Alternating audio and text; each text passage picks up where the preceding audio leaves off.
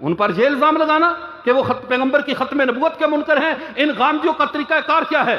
اگر ایک ایسا پوائنٹ بنایا جائے، جیسی چھتری قائم کی جائے جس میں ہمارے جو مقدس بزرگ ہیں جن پر ہمیں اعتماد ہے ان کی عبارتیں ڈھونڈ ڈھونڈ کر لائی جائیں اور اس کے نیچے مرزا قادیانی کو چھپا دیا جائے، اس چھتری کے نیچے چھپا دیا جائے، اگر قادیانی کے بارے میں بات کرتے ہو تو یہ بات تو تمہارے بزرگوں میں بھی ہے۔ حاشا وکلا، ہمارے بزرگ قطعاً عقیدہ ختم نبوت کے بارے میں کسی بھی دوسری رائے کا شکار نہیں تھے۔ یہ قادیانیت کے سہولت کار ہیں جو قادیانیت کے بارے میں ان کو تحفظ دینے کے لیے ہمیں اپنے اکابرین سے بدگمان کر رہے ہیں۔ دوسری بات سمجھ لیجئے، ان کی محنت کا میدان کیا ہے، یہ لوگ کس جگہ پہ کام کرتے ہیں۔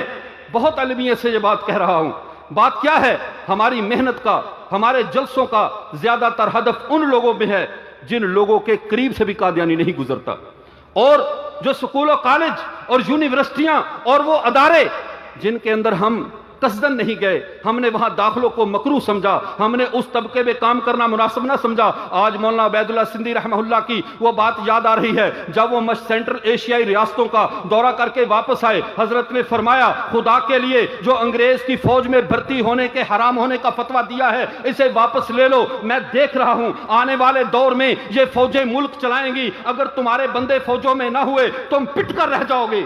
کیا آج یہ بدترین تجربہ پوری امت مسلمہ کر رہی ہے یا نہیں کر رہی؟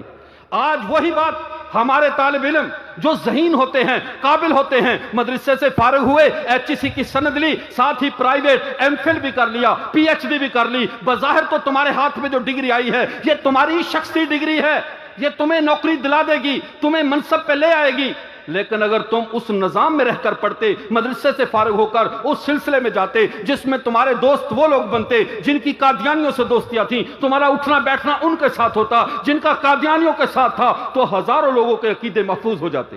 ہم نے باہر سے بیٹھ کے سند لے لی، باہر سے بیٹھ کر نوکری کی راہ ہموار کر لی، لیکن جو اسکول و کالج میں زہر گھولا جا رہا ہے، وہاں پہ جو زہر پھیلایا جا رہا ہے، ہم نے اس کا تصور نہیں کیا۔ اور دوسری بات، یہ زہر جو غامدیت کے آڑ میں، جو مرزا محمد علی جہلمی کی آڑ میں قادیانیت امت مسلمہ کے نوجوانوں کے ذہنوں میں ڈال رہی ہے، اس زہر میں مجرم ہم بھی ہیں۔ کل تک کعبے کو جو محافظ ملا کرتے تھے وہ صنم خانے سے ملا کرتے تھے، صنم خانوں کی تعمیر کے لیے پتھر ہماری خانقاہوں، ہمارے مدرسوں، ہمارے اداروں سے اٹھائے جا رہے ہیں۔ غامدی کو پیچھے چلنے والے کون لوگ ہیں؟ کیا مرزا جیلوی کے پیچھے چلنے والے کون لوگ ہیں؟ یہ وہی ہیں جو ہمارے چراغ کے نیچے اندھیرے کی شکل میں رہے، ہمارے بڑے بڑے، یہ ایک طریقہ واردات ہے قادیانیوں کا۔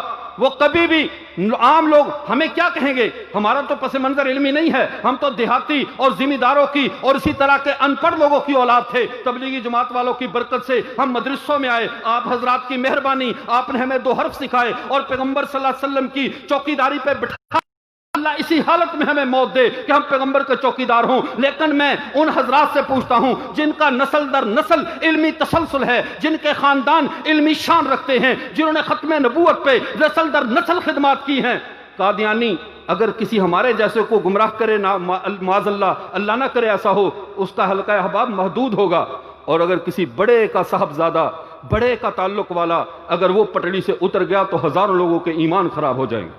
وہ دلیل کے طور پہ پیش کریں گے، یہ ہے جس کا دادا، جس کا نانا تحریک ختم نبوت میں تھا، آج اس کے بیٹے، اس کے پوتے پڑپوتے، اس کے دوتے کی بات کو تو سنو، یہ ہماری وکالت کر رہا ہے۔ یہ ہے دشمن کے لیے ہم باہر کے دشمنوں کو تو سنبھال لیں گے، باہر کے سانپوں کو ہم سنبھال لیں گے، لیکن ان قصر تقدس کی بالکونیوں پہ بیٹھے ہوئے ان طوطوں کا بھی کچھ علاج کرو جن کے سروں پہ بڑے بڑے رشتوں کی، بڑے بڑے نسبوں کا سایہ ہے۔ یہ پیغمبر کے گلشن کو اجاڑنے کے لیے کن کے ہم نوا بنتے جا رہے ہیں؟ خدا کے لیے ان کا بھی کچھ سوچا جائے۔ ہمیں اپنی چارپائی یہاں دیکھنا ہوگا، ہمیں اپنے گھروں میں بھی دیکھنا ہوگا۔ کیوں؟ قادیانیت نہیں، اب غامدیت، اب جہلمیت یہ ہمارے اندر وار کر چکی ہے، اس نے ہمارے نوجوانوں کا عقیدہ خراب کر دیا ہے، اس کو تحقیق کے نام پہ ایسے راستے پہ چلا دیا ہے جس راستے کے آگے سوائے جہنم کے کوئی راستہ نہیں ہے۔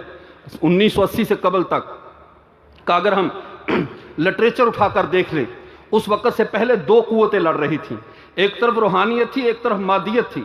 ایک طرف اگر ہمارے علماء محنت کرتے تھے، اللہ اللہ کرتے تھے، تو ادھر سے قادیانی یا بے دین دیتے تھے، باہر کی نوکریاں دیتے تھے۔ اب مادیت اور روحانیت کی جنگ نہیں رہی، اب ایمان اور شکوک و شبہات کی جنگ شروع ہو چکی ہے۔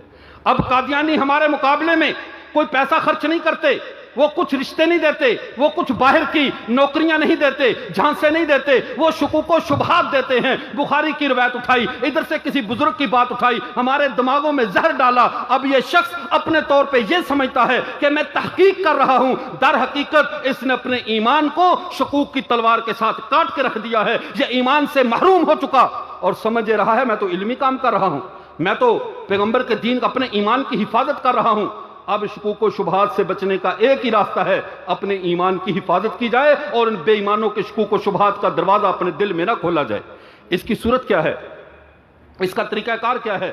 ہمارے جو لڑکے اسکول و کالج کے ہیں، اب تقریر ہر وقت میں ہم کرتے رہیں، بتاتے رہیں، سابقہ تاریخ دہراتے رہیں، اب نئی تاریخ رقم ہو رہی ہے۔ ہمارے بڑوں کی تاریخ سنانا باعث اجر ہے، ان کا جو طریقہ کار تھا، انہوں نے جس طرح محنت کی، یہ ہمارے ایمان کو تو تازہ کر رہی ہے، لیکن اگلی تاریخ کے صفحات پہ کیا لکھا جائے گا، میں نے اور آپ نے کیا کیا ہے؟ آنے والی نسل کس کی باتیں کرے گی؟ آنے والی نسل کس کا رونا روئے گی؟ اب بتائیے ہم نے آنے والی نسل کا ایمان بچانے کے لیے کیا کیا ہے؟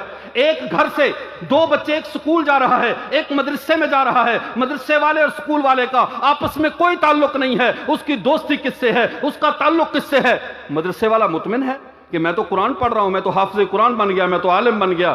اگر ہماری کسی کالج تک رسائی نہیں ہے تو جس کا بھائی کالج میں پڑھ رہا ہے اس کی اپنے بھائی تک تو رسائی ہے یا نہیں ہے؟ اس کو چاہیے اپنے بھائی کو قابو کرے۔ یہ ذمہ داری صرف علماء کی نہیں ہے، یہ کالج کے پروفیسر کی بھی ذمہ داری ہے، ٹیچر کی ذمہ داری ہے، ڈاکٹر کی ذمہ داری ہے، ہر شعبہ ہے زندگی سے تعلق رکھنے والے شخص کی ذمہ داری ہے۔ اب چوروں پہ نہیں، چوروں کے سہولت کاروں پہ بھی نظر رکھنی ہوگی۔ اب صرف ان بے دینوں کو نہیں، ان بے دینوں کے بارے میں امت مسلمہ میں نرم گوشے پیدا کرنے والوں پہ بھی کڑی نظر رکھنا ہوگی۔ یہ نہیں دیکھنا یہ تحقیق کر رہا ہے، یہ فلاں کر رہا ہے۔ یاد رکھیے، ایک بات سنا کے بات کو ختم کرتا ہوں۔ حضرت عمر رضی اللہ تعالیٰ کے زمانے میں ان کی فوج کا ایک کمانڈر تھا، وہ لوگوں سے یہ کہا کرتا تھا سورہ زاریات کی تفسیر پڑھو، ان کے اندر شکوک و شبہات پیدا کرتا تھا۔ جب یہ شکایت حضرت عمر رضی اللہ تعالیٰ تک گئی اور حضرت عمر بن العاص رضی اللہ تعالیٰ خط لکھا، یہ زبی نامی جو کمانڈر ہے، فوج کا جرنیل ہے، لوگوں سے کہتا ہے سورہ زاریات کی تفسیر پڑھو۔ وہ ایک علمی موضوع ہے، یہ ایسا تو نہیں ہے کہ ہر بندہ اس کو سمجھ سکے۔ حضرت عمر رضی اللہ تعالیٰ نے سامنے بٹھا لیا اور ہاتھ میں ڈنڈا پکڑا اور اس کے سر پہ مارنا شروع کر دیا۔ اس وقت تک مارتے رہے۔ اس نے کہا امیر المومنین، اگر آپ کا ارادہ مجھے قتل کرنے کا ہے تو بلا مشابہ بلا شک و شبہ مجھے قتل کر دیجئے، لیکن تشدد تو نہ کیجئے۔ اگر آپ کی خواہش یہ ہے کہ میرے دل سے یہ خناس نکل جائے کہ میں عوام الناس کو تحقیق کا درس دیتا ہوں، عوام الناس کو خود تحقیقی کے راستے پہ چلاتا ہوں، تو میں قسم کھاتا ہوں میرے دماغ سے خناس نکل گیا، آج کے بعد میں عوام کو یہ نہیں کہوں گا کہ فلاں موضوع پہ خود تحقیق کر لو۔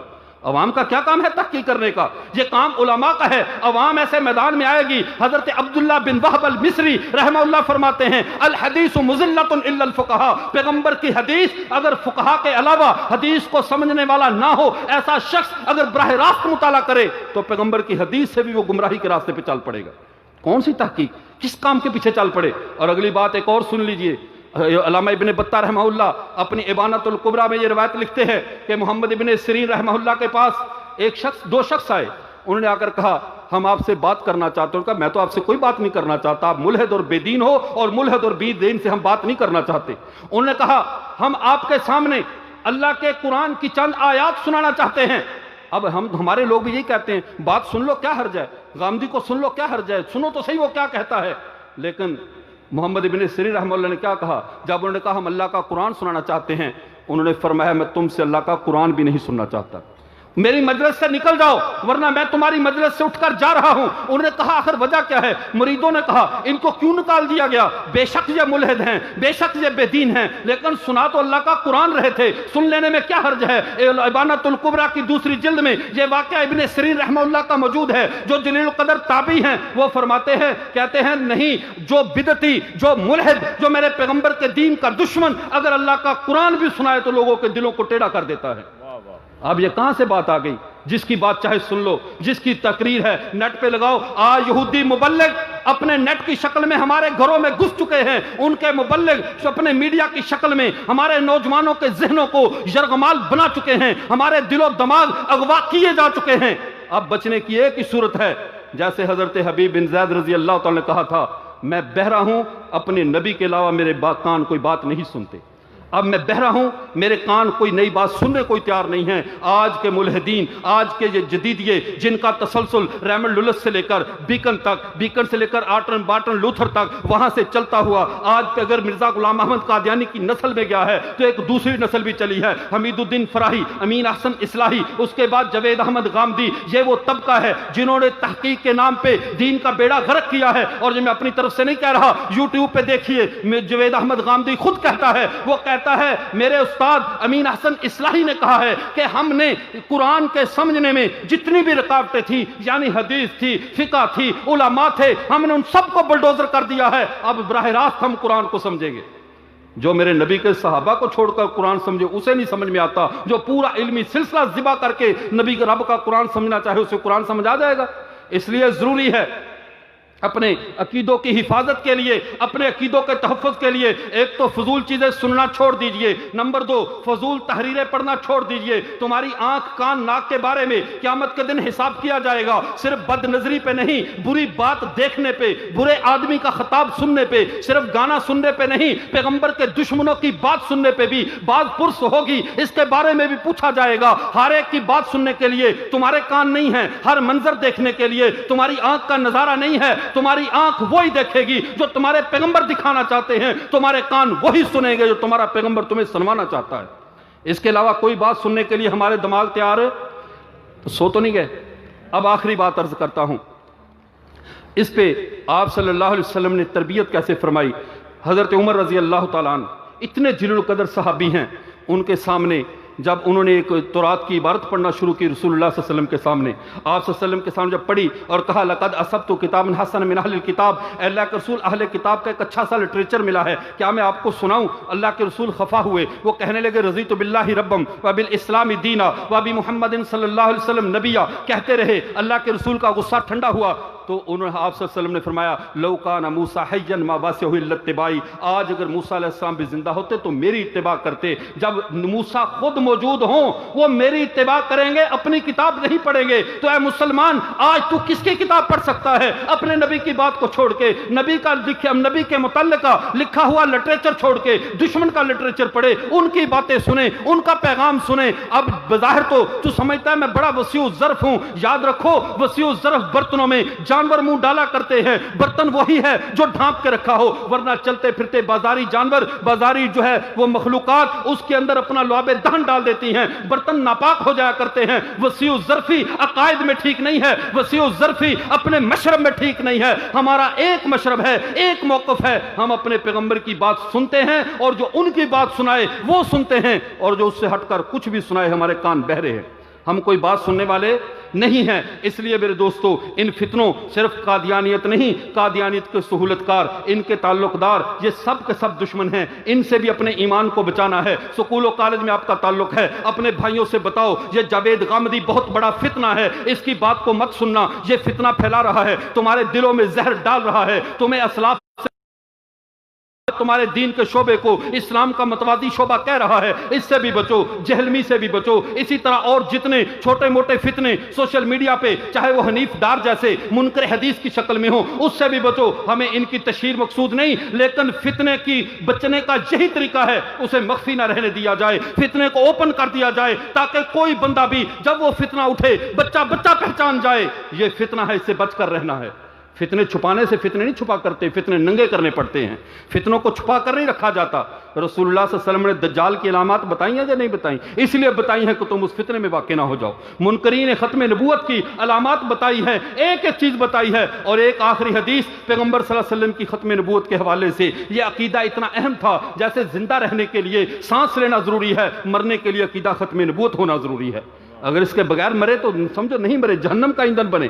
آخری بات سمجھ لیجئے، رسول اللہ صلی اللہ علیہ وسلم کو اس عقیدے کی مضبوطی اور سنگینی کا علم تھا۔ آپ صلی اللہ علیہ وسلم نے اس معاملے میں پوری امت کو مناظر بنایا، تاکہ کل کو کوئی قادیانی یا ان کا سہولت کار اس کے معاملے میں ہمارے عقیدے کو نرم نہ کر سکے، ہمیں کسی گمراہی کا شکار نہ کر سکے۔ آپ نے فرمایا یاتون من بعدی 30 کذابون دجالون، میرے بعد 30 کذاب اور دجال آئیں گے۔ اللہ کے رسول صرف کذاب بھی کہہ دیتے تو بات کافی تھی، آپ نے فرمایا وہ ساتھ فریبی بھی ہوں گے، عام دجال نہیں، ایسا فریب کریں گے بڑوں بڑوں کا دماغ چکرا جائے گا۔ وہ چھوٹے موٹے نہیں ہے کہ تم ہر بندہ ان سے جا کر بات کر لو. فرمایا وہ دجال ہوں گے، فریبی ہوں گے پرلے درجے کے. اے اللہ کے رسول، آپ فریبیوں کے چکر میں ہمیں بتا رہے ہیں کہ وہ فریبی ہیں، ان سے ہمارا ٹکراؤ ہوگا، ان کی ٹکر میں آپ نے ہمیں بتا دیا. لیکن آپ نے تو اپنی امت کے بارے میں یہ کہا ہے نحن امت امیہ لا نکتب ولا نحسب، میری امت تو سیدھی سادھی ان پڑھ امت ہے، یہ زیادہ حساب کتاب نہیں جانتی. تو جب ہمارا مناظرہ، ہماری ٹکر اتنے بڑے قادیانی فریبی کے ساتھ ہوگی، دجال کے ساتھ ہوگی، تو یہ سیدھی سادھی ان پڑھ امت کیسے مقابلہ کر سکتی ہے؟ رسول اللہ صلی اللہ علیہ وسلم نے فیصلہ فرما دیا، فرمایا یاد رکھو انا خاتم النبیین لا نبی آبادی کلہم یزعم انہ نبی، ان میں سے ہر ایک کہے گا میں نبی ہوں، لیکن تم یہ بات جان لو میں آخری نبی ہوں، میرے بعد کوئی نبی. اب مجھے یہ بتائیے، ہم پوری تحقیق کر کے، پورا مطالعہ کر کے، پوری زندگی لگا کے کیا اس بات تک پہنچ سکتے ہیں جو بات ہمارے پیغمبر فرما گئے ہیں؟ ہماری تحقیقات غلط ہو سکتی ہیں، غلط ہوگی، لیکن ہمارے پیغمبر کی بات غلط ہے. جب میرے پیغمبر نے فرما دیا، اب ماننے کے لیے دلیل کی ضرورت ہوتی ہے، انکار کے لیے دلیل کی ضرورت نہیں ہوتی. جب ہم نے کسی نئے کو ماننا ہی نہیں ہے، ہمیں کوئی مطالعے کی ضرورت نہیں، ہمیں کسی تحقیق کی ضرورت نہیں، ہمیں کوئی دلیلیں مت دو. دلیل تو تب لیں جب ہم نے مان لینا ہو. جب ہمیں ہمارے پیغمبر نے کہہ دیا ہے میرے بعد کوئی نبی ہے ہی نہیں، تو اب ہمیں عبارتیں ابن عربی کی پیش نہ کرو، ہمیں کسی کی عبارت نہیں چاہیے. ہمیں ہمارے پیغمبر کا فرمان کافی ہے کہ میرے بعد کوئی نبی نہیں ہے. جب ان کے بعد کوئی نبی نہیں ہے تو ہمیں تحقیق کی ضرورت بھی نہیں ہے. ہم آنکھیں بند کر کے پیغمبر کو آخری نبی مانتے ہیں. وآخر دعوانا الحمدللہ رب العالمین. کیا فرما رہے تھے؟